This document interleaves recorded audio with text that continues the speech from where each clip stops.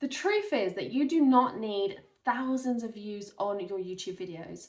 You can gain customers to your programs and to your memberships with just 3 views.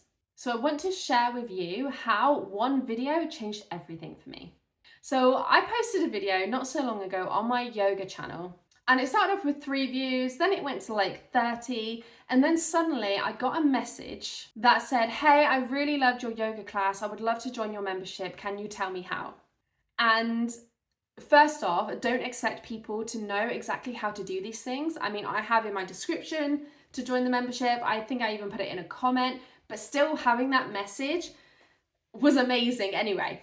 So I walked her through the process, and now she is a yoga membership student of mine.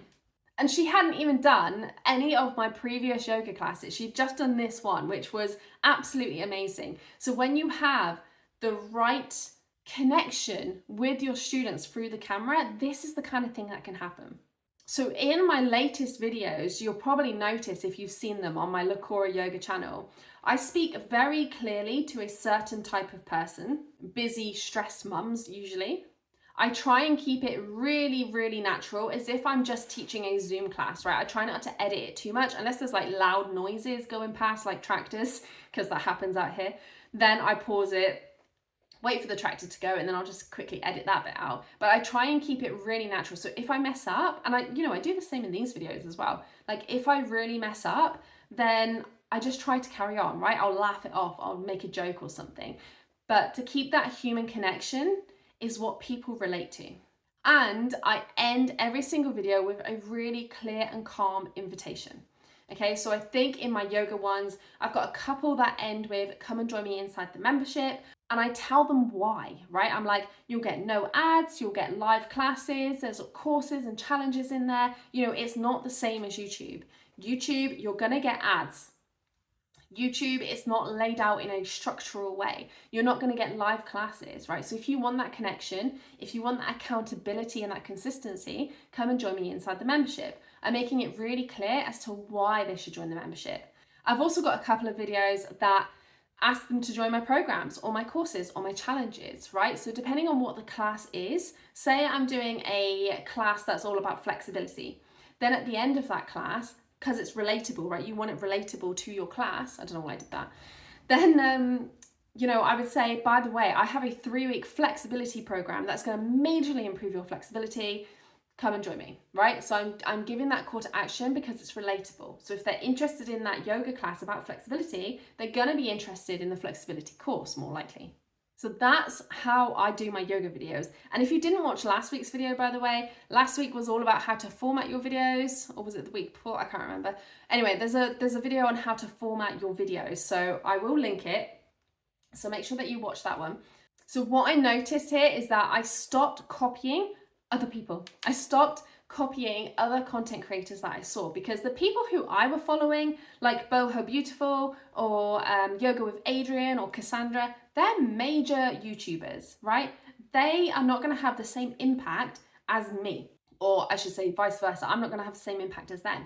They've already got a big audience. They already have loads of people that trust them, that do their yoga classes with them. I don't, right? Yes, I've got 1,700 subscribers, but that's not millions. That's not millions like these girls. So I need to position myself a little bit differently. I need to give them more of a reason to sign up to my stuff. I need to give them more of an outcome, more of a transformation. You'll notice that my yoga isn't all different things. I'm not doing power yoga and then a yin yoga class, then a yoga nidra, then a kids yoga. I'm not doing loads of different things, because that's going to confuse my audience. It needs to be a little bit more niche down to attract the right kind of people, because the right kind of people who are interested in your stuff, they're the ones that could turn into clients in the future. If it's just people looking for random yoga classes, it's highly unlikely that they're going to join your programs.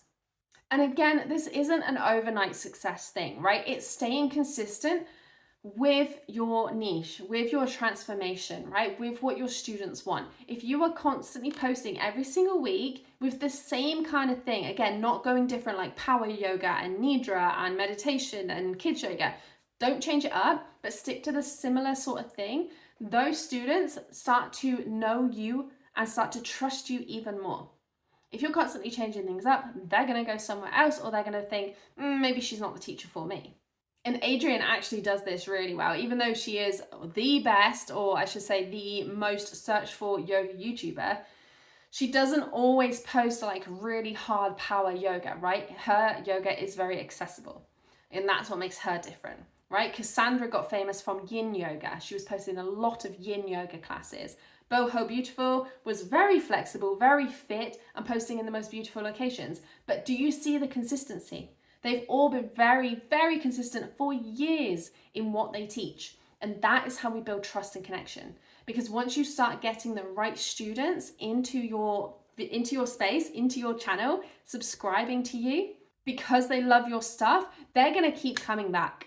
And it used to be that people would buy after hearing something about it 7 times. I think it used to be 7 times someone would need to hear something to buy. Now it's more like, I'm sure the stat I read the other day was shocking. It was like 74 or something like that, right? So imagine having 74 videos somebody has watched, and then they're ready to buy, right? So it's being really consistent with this. That being said, that's one person, right? One person seeing your video 74 times, then they buy. There are people out there who are so desperate for help, who are on the edge, that just need your stuff, need your help right now, that if you have a video that explains exactly what you do and how you can help somebody, like with me, that person joined my yoga membership right away after seeing one video from me. You could have exactly the same. It's staying really clear with your message and being open and honest with your students. No more of this being absolutely perfect and not posting because your video isn't perfect.